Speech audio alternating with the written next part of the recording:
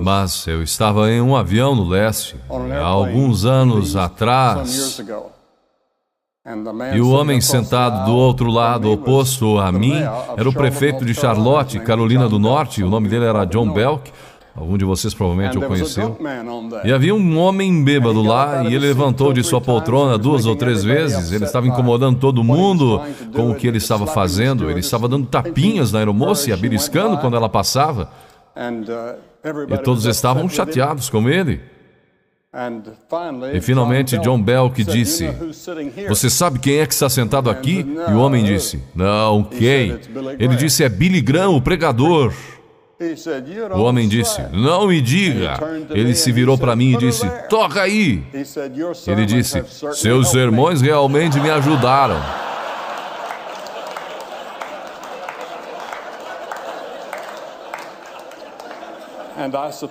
E eu suponho que isso seja verdade para milhares de pessoas.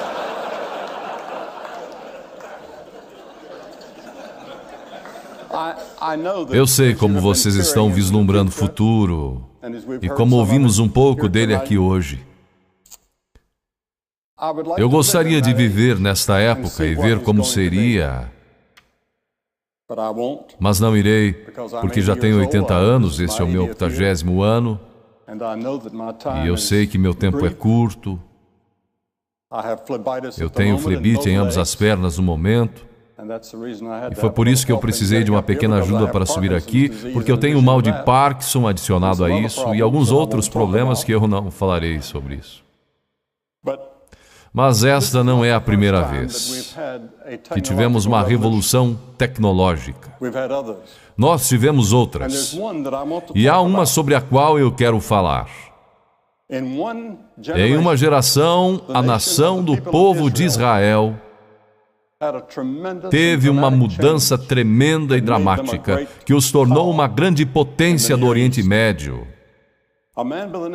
Um homem chamado Davi subiu ao trono e o rei Davi se tornou um dos grandes líderes da sua geração. Ele era um homem de grande liderança. Ele tinha o favor de Deus com ele. Ele era um brilhante poeta, filósofo, escritor, soldado, com estratégias em combates e conflitos, até hoje estudadas por nós. Mas cerca de 2 séculos antes de Davi, os hititas haviam descoberto o segredo da fundição e processamento do ferro.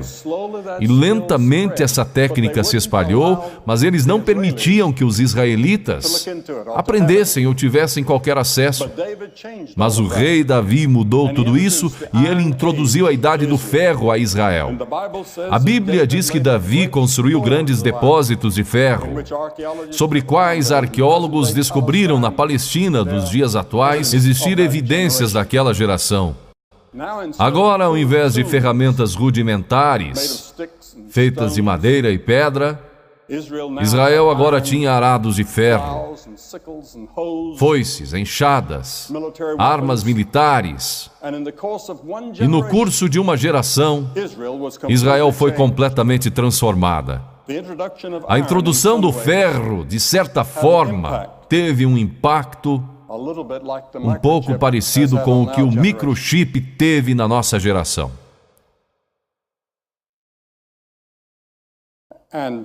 E Davi descobriu que havia muitos problemas que a tecnologia não podia resolver, ainda havia muitos problemas sem solução, e eles ainda estão conosco e vocês ainda não os solucionaram, e eu não ouvi ninguém aqui falar sobre isso. Como solucionamos esses 3 problemas que eu gostaria de mencionar? O primeiro que Davi viu era o mal do ser humano. De onde ele vem? Como resolvemos isso? Inúmeras vezes no livro de Salmos, que Gladstone diz ser o maior livro do mundo, Davi descreve o mal da raça humana, e ainda assim ele diz: Ele restaura minha alma. Você já pensou que contradição os seres humanos são? Por um lado, podemos penetrar fundo nos segredos do universo e dramaticamente alargar as fronteiras da tecnologia, como essa conferência demonstra claramente. Nós já vimos o fundo do oceano 3 milhas abaixo, ou galáxias a milhares de bilhões de anos-luz no futuro.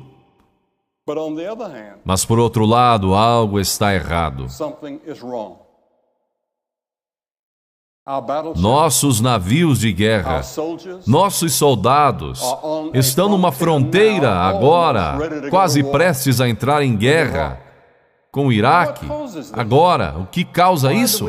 Porque temos essas guerras a cada geração e em toda parte do mundo, e revoluções. Não conseguimos nos dar bem com as outras pessoas. Nos achamos paralisados nas garras de hábitos autodestruidores que não podemos quebrar. Racismo, injustiça e violência assolam o mundo, trazendo uma colheita trágica de dor e morte. Mesmo os mais sofisticados entre nós parecem impotentes para quebrar esse círculo. Eu gostaria de ver a Oracle solucionar isso. Ou alguns outros gênios tecnológicos trabalharem nisso. Como mudamos o homem, de forma que ele não minta ou trapaceie e que nossos jornais não estejam cheios de histórias e fraudes nas empresas ou nos trabalhos, ou atletismo ou em qualquer outra área. A Bíblia diz que o problema está em nós, dentro de nossos corações e almas. Nosso problema é que estamos separados do nosso Criador, que chamamos de Deus, e precisamos ter nossas almas restauradas. Algo que apenas Deus pode fazer. Jesus disse, porque do coração procedem os maus pensamentos, prostituição, adultério, furtos, morte, falso testemunho, blasfêmia. O filósofo britânico Bertrand Russell não era um homem religioso, mas ele disse, é no nosso coração que o mal está. E é de nossos corações que ele deve ser arrancado. Albert Einstein, eu estava conversando com alguém quando palestrava em Princeton, e encontrei com o Sr. Einstein. Ele não tinha um diploma de doutor porque ele disse que ninguém estava qualificado para lhe dar um. Mas ele disse essa frase. Ele disse, é mais fácil desnaturar plutônio do que desnaturar o mal do espírito do homem. E eu sei que muitos de vocês pensaram sobre isso e se intrigaram com isso. Vocês viram pessoas pegarem avanços tecnológicos benéficos, como a internet, que ouvimos a respeito hoje à noite, e distorcê-los em algo corruptor. Vocês viram pessoas brilhantes criarem vírus de computador que fazem cair sistemas inteiros. O bombardeio da cidade de Oklahoma foi simples tecnologia, horrivelmente usada. O problema não é a tecnologia. O problema é a pessoa ou pessoas usando-a. O rei Davi disse que ele conhecia as profundezas de sua própria alma. Ele não poderia se libertar de problemas sociais e pecados pessoais, que incluíam assassinato e adultério. No entanto, o rei Davi buscou o perdão de Deus e disse, tu restauras minha alma. Vejam vocês, a Bíblia ensina que nós somos mais do que um corpo e uma mente. Nós somos uma alma. E existe algo dentro de nós que vai além do nosso entendimento.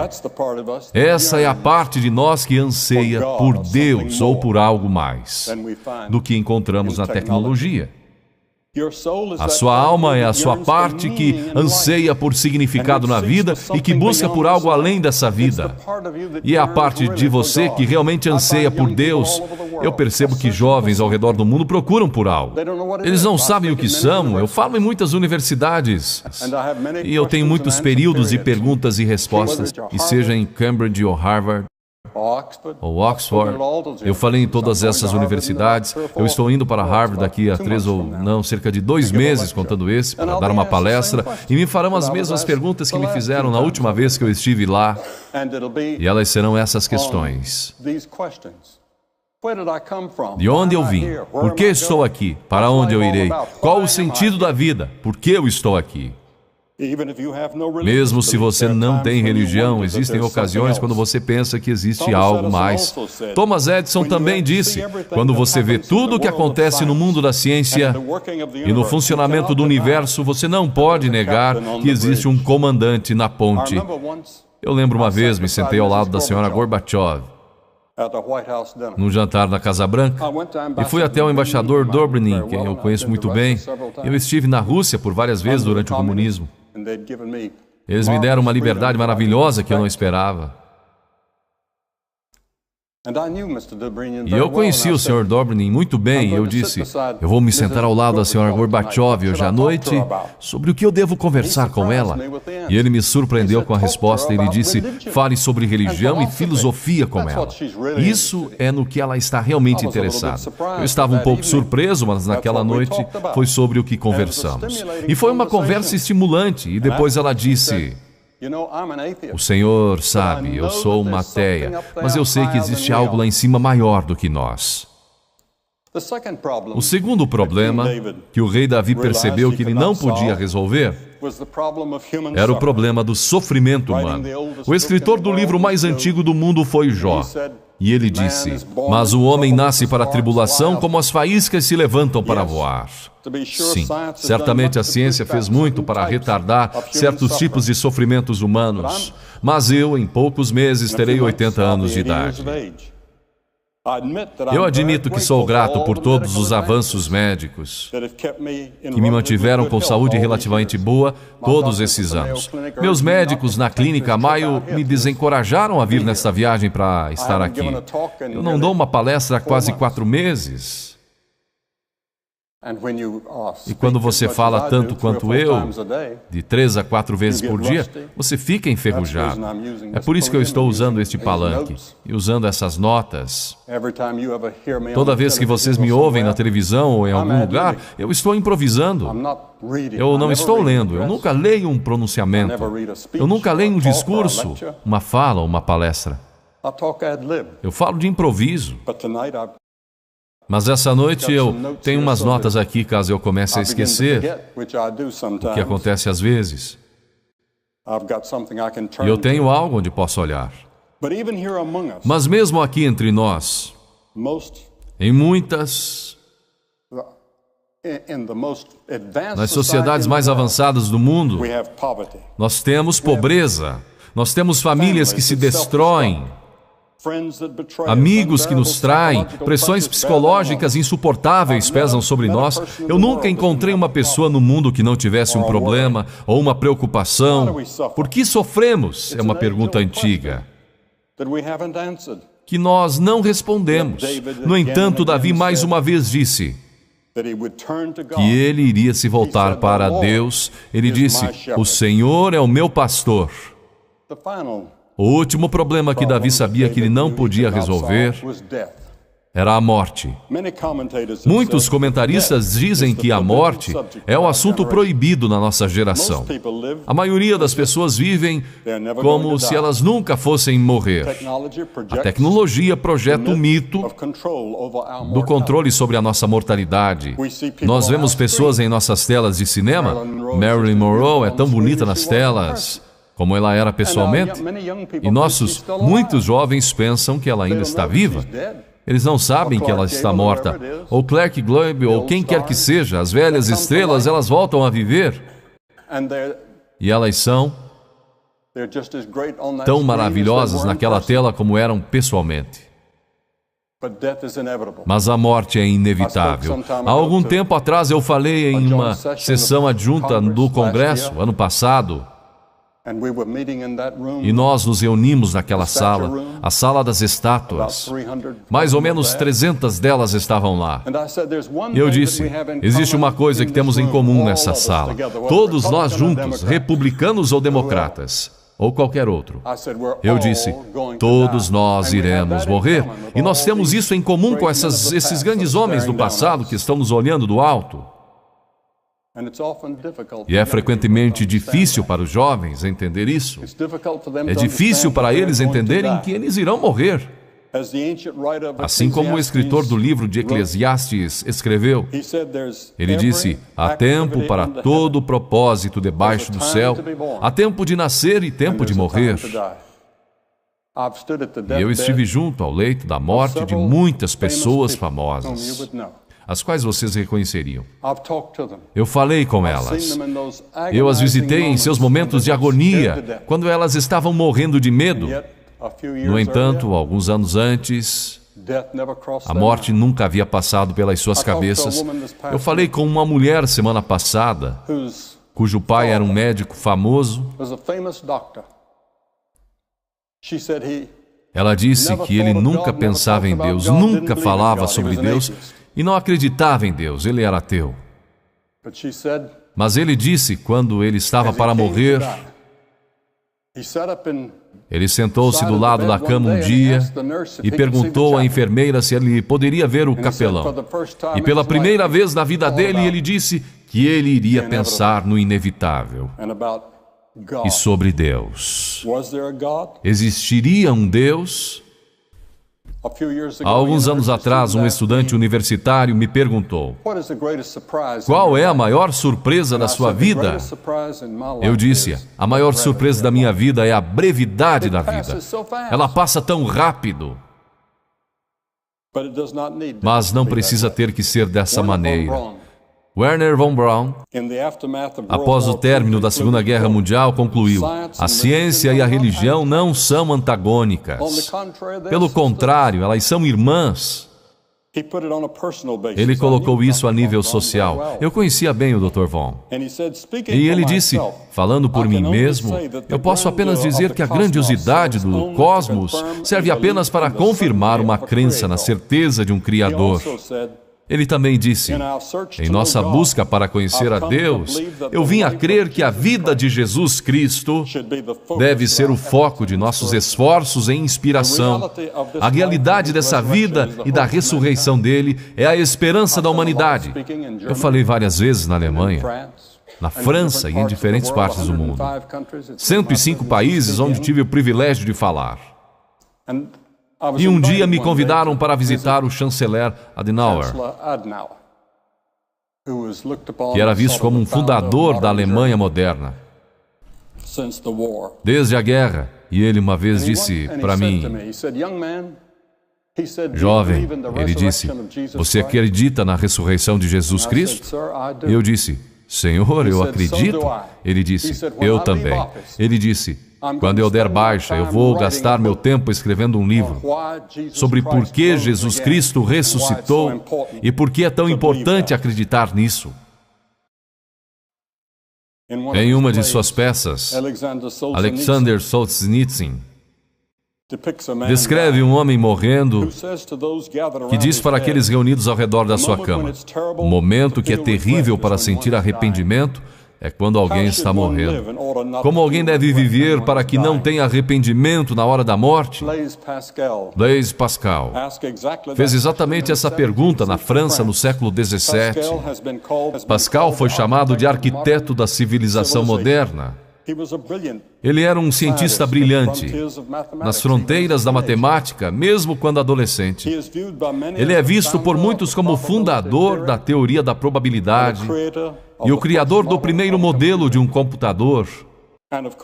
E é claro que todos vocês estão familiarizados com a linguagem do computador que leva o nome dele. Pascal explorou em profundidade nossos dilemas humanos, do mal, sofrimento e morte. Ele estava espantado com o fenômeno que temos considerado, que as pessoas podem alcançar graus extraordinários na ciência, artes e empreendimentos humanos, e ao mesmo tempo estão cheias de raiva, hipocrisia e têm ódio de si mesmas. Pascal nos via como uma mistura impressionante de gênio e engano próprio. Em 23 de novembro de 1654, Pascal teve uma experiência religiosa profunda. Ele escreveu essas palavras no seu diário: eu me submeto completamente a Jesus Cristo, meu Redentor. Um historiador francês disse, 2 séculos mais tarde: raramente um intelecto tão grande se submeteu com tanta humildade à autoridade de Jesus Cristo. Pascal veio a crer não somente que o amor e a graça de Deus podiam nos trazer de volta a harmonia, mas ele creu que seus pecados e falhas poderiam ser perdoados e que quando ele morresse, ele iria para um lugar chamado céu. Ele experimentou isso de uma maneira que foi além da observação científica e da razão. Foi ele que criou o tão conhecido ditado: o coração tem razões que a própria razão desconhece. Igualmente bem conhecida é a aposta de Pascal. Essencialmente ele disse isso: se você aposta em Deus e se abre para o seu amor, não terá perdido nada, mesmo se estiver errado. Mas se você apostar que Deus não existe, então você pode perder tudo nesta vida e na vida por vir. Para Pascal, conhecimento científico se empalidecia diante do conhecimento de Deus. O conhecimento de Deus ia muito além que qualquer coisa que passara pela mente dele. Ele estava pronto para encontrar Deus quando ele morreu com 39 anos. O rei Davi viveu até aos 70 anos, um longo tempo na sua era. Mas ele também teve que encarar a morte. E ele descreveu essas palavras: ainda que eu andasse pelo vale da sombra da morte, não temerei mal algum, porque tu estás comigo. Essa foi a resposta de Davi para os 3 dilemas: do mal, sofrimento e morte. Esta pode ser a sua também, quando você busca o Deus vivo e permite que Ele preencha a sua vida e lhe dá esperança para o futuro. Quando eu tinha 17 anos de idade, eu fui nascido e educado numa fazenda da Carolina do Norte. Eu ordenhava vacas toda manhã e tinha que ordenar as mesmas vacas todas as noites quando eu chegava da escola. E havia 20 delas que eu tinha, pelas quais eu era responsável. E eu trabalhava na fazenda e tentava não ficar atrás nos meus estudos. Eu não tirava boas notas do colégio. Eu não as tirava na universidade. Até que algo aconteceu no meu coração. Um dia eu me encontrei cara a cara com Cristo. Ele disse: eu sou o caminho, a verdade e a vida. Você pode imaginar isso? Eu sou a verdade. Eu sou a personificação de toda a verdade. Ele era um mentiroso? Ou ele era um louco? Ou ele era o que ele alegava ser? O que ele era? Eu tinha que fazer aquela decisão. Eu não podia provar isso. Eu não podia levar isso a um laboratório e fazer experiências com isso. Mas pela fé eu disse: eu acredito nele. E ele entrou em meu coração e mudou a minha vida. E agora eu estou pronto para quando eu ouvir aquele chamado para entrar na presença de Deus. Obrigado e Deus abençoe todos vocês.